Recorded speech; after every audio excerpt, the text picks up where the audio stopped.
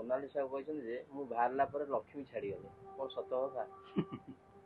ଏଗୁଡ଼ା ସବୁ ଶୁଣନ୍ତୁ, ଏ ଛୋଟ କଥା, କିଏ ବାହାରିଲା କିଏ ରହିଲା ସେଥିରେ କିଛି ନଥାଏ।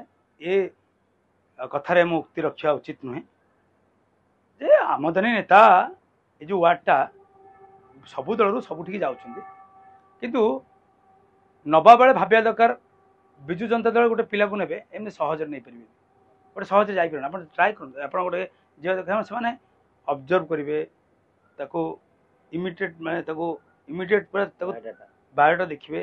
ତାଙ୍କର ଗୋଟେ କମିଟି ଅଛି। ଏଠି ତ ଯିଏ ଆସିବ ଘଣ୍ଟାଟେ ଭିତରେ ମିଶିବ, ରାସ୍ତାରେ ବୁଲୁଥିବ ପାନ ଖାଉଥିବ, ମୁଁ ଟିକେ ବିଜେପି ଯିବି, ପଳେଇଲା କାରଖାନା ପଳେଇଲା, ସେମିତି କିଛି ନାହିଁ। ତମେ ଯାଉନ ଏଠି ପଳେଇବ। ହେଲେ ଭବିଷ୍ୟତ କ'ଣ, କ'ଣ ପାଇଁ ଯାଉଛ, ମୋଟୋ କ'ଣ, ଷ୍ଟ୍ରାଟେଜି କ'ଣ, ଷ୍ଟ୍ରାଟେଜି ଗୋଟେ ପିଲାର ଷ୍ଟ୍ରାଟେଜି କ'ଣ? ଆମେ ଯେଉଁ ପ୍ରୋଫାଇଲ୍ ଦେଇଛୁ ନା, ଆମ ପ୍ରୋଫାଇଲ୍ ଦେଖିଲା ପରେ ତ ବିଜୁ ଜନତା ନେଲା ନା। ଏ ପିଲାର ମୋଟୋ କ'ଣ, ଏ କେଉଁ ପରିବାରରୁ ଆସିଛି, ଇଏ ଛାତ୍ର ନେତା ଥିଲା କି ନାହିଁ, ଇଏ ଆଗରୁ ବିଗତ ଦିନ କାମ କରିଛି କି ନାହିଁ? କାହିଁକିନା ଆସୁଛି ଖାଲି ବିଜୁ ଜନତା ଦଳର ଷ୍ଟାମ୍ପ ନେଇଯିବ। ଭାଇ ଶଙ୍ଖ ଚିହ୍ନ ମୋହର ମାରିବା ଏତେ ସହଜ ନୁହଁ। ମୁଁ ତ ଗର୍ବରେ କହୁଛି ବିଜୁ ଜନତା ଦଳରେ ଅଛି, ଆଉ ମୋତେ ସେମାନେ ଆକ୍ସେପ୍ଟ କରିଛନ୍ତି। ମୋତେ କିଛି ସେ ନ ଦିଅନ୍ତୁ, କିଛି ନ କରନ୍ତୁ, ମୁଁ ମୋର କାମ କରିଚାଲିଛି। ମୁଁ ମୋର 24 ଘଣ୍ଟା ଅହର କାମ କରିବି, ମୋ କର୍ମ ମୋତେ ଆଗକୁ ନେବ, ଲୋକଙ୍କ ପାଖରେ ପରିଚିତ ସୃଷ୍ଟି କରିବ। ଅପରାଜିତା ଷଡ଼ଙ୍ଗୀ 2 ଦିନ ତଳେ କହିଲେ ଯେଉଁମାନେ ବିଜେପିରୁ ଯାଇଛନ୍ତି ସେମାନେ ଆଉ ପୁନର୍ବାର ଏଣ୍ଟ୍ରି ନାହିଁ ବିଜେପି। ସିଏ କିଏ, ସିଏ ପୁନର୍ବାର ଏଣ୍ଟ୍ରି କରିବେ? ସିଏ ନଥିବେ 15 ଦିନ ମେହମାନ। ଆମେ ତ ହେଲିକପ୍ଟର ପଛାପଛି ହେଲାଣି ଷ୍ଟାର୍ଟ କରିକିରି ତାଙ୍କୁ ଆମେ ବସେଇକିରି ସମୁଦ୍ର ଚାରିପଟେ ଘଡ଼ଘଡ଼ ଘଡ଼ଘଡ଼ କରି ମୋ ପାଇଲଟ ପୁଅ, ପାଇକ ପୁଅ, ମନ୍ମଥ ରାଉତରାୟ, ସୁର ବାବୁଙ୍କ ପୁଅ ଏତେ ଏତେ ଶିଷ୍ଟାଚାର ଜାଣିନାହାନ୍ତି। ସୁର ଭାଇ ତାଙ୍କୁ 1 ଲକ୍ଷ ଭୋଟରେ ଆଗରୁ ଆରଥରକ ଜିତେଇକି ଆଣିଲେ, ତାଙ୍କୁ କହିଲେ ସୁର ପୁଅ। ମନ୍ମଥର ପରିଚୟ ନାହିଁ, ସୁର ପୁଅ। ଦେଖ ବିଜୁ ଜନତା ଦଳର ସେ କ୍ୟାଣ୍ଡିଡେଟ୍, ସେ କେତେ ବଡ଼ ପିଲାଟିଏ, ପାଠଶାଠ ପଢ଼ିକି ଆସିଛି। ତମଠୁ ଫ୍ରେଞ୍ଚ ଇଂଲିଶ ସେ ଶିଖିଛି, ସିଏ ହିନ୍ଦୀ ଇଂଲିଶ ଓଡ଼ିଆ ପୁରା ସୁନ୍ଦର ଭାବରେ କହୁଛି। ସେ ପିଲା କେତେ ମାନ୍ୟତା, ଏବଂ ଆଜି ଯାଏଁ ତମକୁ ତୁ ତାରେ ବି କହିନି, ତମକୁ ମାନନୀୟ ମହିଳା କହୁଛି। ଏ ଲୋକଟା କହିକିରି ଏତେ ଭଦ୍ରାମୀ ଅଛି, ତମେ ତାକୁ ଅଭଦ୍ରାମୀ ଶିଖଉଛ। ଆଉ ଥରେ ଭଦ୍ର ମଣିଷ ଯେତେବେଳେ ଅଭଦ୍ର ହୁଏ ନା, ସମ୍ଭାଳି ହୁଏନି। ତମେ ଅଭଦ୍ରାମୀ କରୁଛ, କର, କିନ୍ତୁ ତା ରେଜଲ୍ଟ ଦେଖିବ 9 ତାରିଖରେ। ଦେଖିବେ ଏଇ ଆଉ ଶୁଣି ତାଙ୍କ କଥା ଲୋକ ଆଉ ମୋ କଥା ଦୁଇଟାକୁ ମିଶେଇକି ଲୋକ ଜାଣିଗଲେଣି। 50% ତ ମାଇନସ୍ ହେଇଗଲାଣି ଅଲରେଡ଼ି। ହେଲା ମୁଁ ତ କହୁଛି 70,000 ଭୋଟରେ ସେ ହାରିଯିବେ। 70 7ଟା ନିର୍ବାଚନ ମଣ୍ଡଳରେ 70,000। ମୁଁ ବେଶୀ ଉଡ଼େଇ କହିବିନି, 1 ଲକ୍ଷ 1.5 ଲକ୍ଷ 2 ଲକ୍ଷ 70,000। ଆଉ ଏଥର ସବୁ କ୍ୟାଣ୍ଡିଡେଟ୍ ଛିଡ଼ା ହେଇଛନ୍ତି, ମାନେ ସଲିଡ୍ କ୍ୟାଣ୍ଡିଡେଟ୍ ସବୁ ଠିଆ ହେଇଛନ୍ତି। ହେଲା ଆମର ଏବଂ ସ୍ୱାଧୀନରେ ଏବଂ ସବୁ ଜାଗାରେ ଯେଉଁ ଠିଆ ହେଇଛନ୍ତି। ଏବଂ ଆମେ ଯେଉଁ ଭଳିଆ ପ୍ଲାନିଂ ଆଉ ଷ୍ଟ୍ରାଟେଜିରେ ଯାଉଛୁ, ନବୀନ ବାବୁଙ୍କ ଭଲ ପାଇବା ଆଦର୍ଶକୁ ନେଇକି ଅସ୍ମିତାକୁ ବଞ୍ଚେଇବାକୁ ଯାଇ ଆମେ ଯେଉଁ କର୍ମ କରୁଛୁ, ଆମେ ଇସ୍ତାହାର ଦେଇଛୁ, ଇସ୍ତାହାର ହିଁ ଆମକୁ ଜିତେଇବ। 10 ବର୍ଷ ରହିଲେ ଲେଖାଶ୍ରୀ ମ୍ୟାଡ଼ାମ୍, କ'ଣ କହିବେ? ତାଙ୍କର କିଛି ପରିବର୍ତ୍ତନ ବି ମାନେ କଲେନି, ସେ ଛାଡ଼ିଦେଲେ, ଦଳ ଛାଡ଼ିଦେଲେ, ପଳେଇଲେ। ଏବେ ଲଢ଼ୁଛନ୍ତି। ମୁଁ ତ ସେଇଥିପାଇଁ ଦେଖିଲି ଯେ ଯେଉଁ 25 ବର୍ଷର ଚିତ୍କାର କରୁଛନ୍ତି ଭାରତୀୟ ଜନତା ପାର୍ଟି, ଆମେ 25 ବର୍ଷ ହେଲା ରହିଲୁଣି। ଅଖିଳ ତମେ 5 ବର୍ଷରେ ଏତେ ଉତ୍ପାତ ହେଲା, ଏତେ ସେ ବୁଝିବାକୁ ନାରାଜ ଯେ ସମସ୍ତଙ୍କୁ ସେ 25 ବର୍ଷ କରିକି ପଙ୍ଗୁ ଫ୍ୟାକ୍ଟ୍ରି କରିବେ। ପଙ୍ଗୁ ଫ୍ୟାକ୍ଟ୍ରି ମାନେ ଯିଏ ଆସିବ ସେ ଫ୍ୟାକ୍ଟ୍ରିରେ ପଡ଼ିବ, 25-30 ବର୍ଷ ରହିବ, ଆଣ୍ଠୁ ଛୋଟା ହେଇଯିବ, ମନବୃତ୍ତି ବନ୍ଦ ହେଇଯିବ।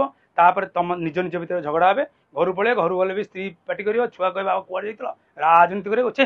ଏରା ପଲିଟିକ୍ସ ଯେଉଁ ଟାଇଟେଲଟାକୁ ଗୋଟେ ପାଠ ପଢ଼ା ଛୁଆ ମୋର ବଡ଼ ହେବ, 24 ବର୍ଷ ଛୁଆ, ଆଉ ସିଏ ମୋତେ କହିବ ବାବା ତମେ 25 ବର୍ଷ ହେଲା କ'ଣ କରୁଛ? Politics, I hate politics. Sir ଏଡ଼େ ସୁନ୍ଦର ଗଣପର୍ବ କଥା, ଗଣତନ୍ତ୍ର କଥାକୁ ମୋ ଛୁଆ କହିବ ଆଇ ହେଟ୍ ପଲିଟିକ୍ସ। ମୁଁ କହିବି ମୋ ଛୁଆ ଚାଲ ସେବକ, ପାଠ ପଢ଼ି ଚାକିରି ଫାକିରି କରେ, ଯାହା ହେବ ନ ହେଉ ତ ସେବକ ମୋ ଭଳିଆ ଆଗକୁ ମାଡ଼। ମୁଁ କହିବି ମୋର 2ଟା ଛୁଆ, ସେ କରିବେ ସବୁ କାମ। ମୁଁ ଯଦି ଠିକ୍ରେ ଥିବି, ମୋ ପରିଚୟରେ ସିନା ବଢ଼ିବେ। ଯେମିତି ମନ୍ମଥ ଆଜି ବୁଲୁଛନ୍ତି, ଏତେ ବର୍ଷର ନେତାର ଛୁଆ ବୋଲି ଲୋକ ଭଲ ପାଉଛନ୍ତି। ଆଉ ବିଜୁ ଜନତା ଦଳ କାହିଁ ନେଲା? ଜଣେ ସୁନ୍ଦର ମଣିଷ ବୋଲି, ଶିଷ୍ଟାଚାର ମଣିଷ ବୋଲି ନେଇଛନ୍ତି। ଦେଖିବେ 10 ବର୍ଷ ପରେ ଯେଉଁ ଲେଖାଶ୍ରୀ ଅପା ଗଲେ, ଆପଣ ବିଗତ ଦିନ ଦେଖିଥିବେ କେତେ ନାରା, କେତେ ଜୀବନ, ବ୍ଲଡ଼ ରକ୍ତ ସବୁ ଦେଇଛନ୍ତି। ରାସ୍ତାରେ ଗୋଟେ ସ୍ତ୍ରୀ ଲୋକ ଗଡ଼ିବ, ପାଠ ପଢ଼ିବା ଲେକ୍ଚର, ସିଏ ଇଏ କ'ଣ ଏକୁଟିଆ ଷଣ୍ଢ ନା କ'ଣ? ଖାଲି କହୁଛନ୍ତି ମୁଁ ଚାକିରି କରୁଛି ମୋ ସାଂସଦ। ଆମ ପାଖରେ ସମସ୍ତେ ଅଛନ୍ତି ବଢ଼ିଆ ବଢ଼ିଆ ପାଠ ପଢ଼ା। ୟେସ୍, ଲେକ୍ଚର ଥିଲେ, ରେଭେନ୍ସା ଥିଲେ, ଆଉ ଏଠି ବିଜେପିରେ ଆସିଥିଲେ, ସବୁ ପାଠ ପଢ଼ା, ତାଙ୍କ ଇଂଲିଶ ସିଏ କେତେ ସୁନ୍ଦର ମ୍ୟାନେଜ୍ କରୁଥିଲେ। ଏଠି ସେ ଯେଉଁଦିନ ଗଲେ ବା ସେଠି ହେଲେ କହିବ, ସିଏ ଯେଉଁଦିନ ଗଲେ ଅଲିକ୍ଷଣା ସୃଷ୍ଟି ହେଇଗଲା। ସେଠି କହିବ କଥା ଯେଉଁ କହିଲ, କାହିଁକିନା ଗୋଟେ କର୍ମ କରୁଥିବା ବୀର, ଗୋଟେ ଆମର ମାନେ ଯିଏ ଆମକୁ କବଜ କରି ରଖିଥିଲା, ସିଏ ନାହିଁ। ଭୃଗୁବାଇ ଗୋଟେ ଏତେ ବଡ଼ ଲୋକ, ସିଏ କେତେ ଚିତ୍କାର କରିଛନ୍ତି, ସବୁ ବିପ୍ଳବରେ ସାମିଲ ହେଇଛନ୍ତି। ମୁଁ ଭଳିଆ ଭାରତୀୟ ଜନତା ପାର୍ଟିର କୌଣସି ବିପ୍ଳବରେ ମୁଁ ଜଏନ୍ କରିନି ବୋଲି ନାହିଁ।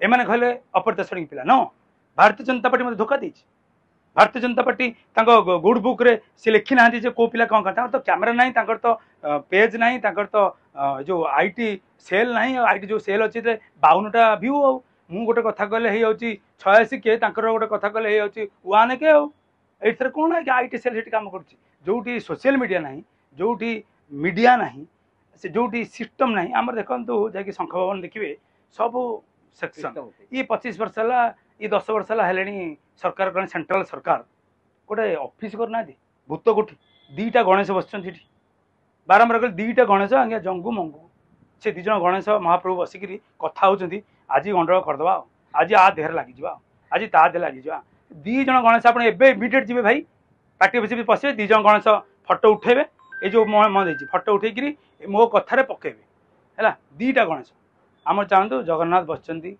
विष्णु चिन्ह शंख ओह सन्ध्या लाइट पड़ जाऊँ अवतार एम ठिया होती लोक मुंडिया मारी जाऊँ शंख भवन को मुंडिया मारी जाऊँ शंख भवन नुह महाप्रभु मुंडिया होती आम केते संस्कृति केते सांस्कृतिक से बुझंतु नवीन बाबू को आ पांड्यान सर को बुझंतु टिके सी जगन्नाथ बलभद्र सुभद्रा को बस जो फटो पकाउं शंख उपर पड़ी आप ट्राफिक पार्ट आज ठिया देखिए समस्त मुंडिया मार्च आदि समस्त आशीर्वाद शंख भवन अच्छी ये तो श्रीराम मंदिर अच्छे केते दिन डेली जाकि गोटे दीप बसैक आसुन कि हाँ अगा धुआ होगी सब आस पार्टी ऑफिस गोटे ठाकुर गोटे पार्टी ऑफिस मान ठाकुर जगह गोटे स्कूल मान मंदिर गोटे घर भी गोटे मंदिर तुम घर बाहर गाधे बाहर तुम पार्टी ऑफिस देखिए अगा धुआ अपधुआ होकर खाई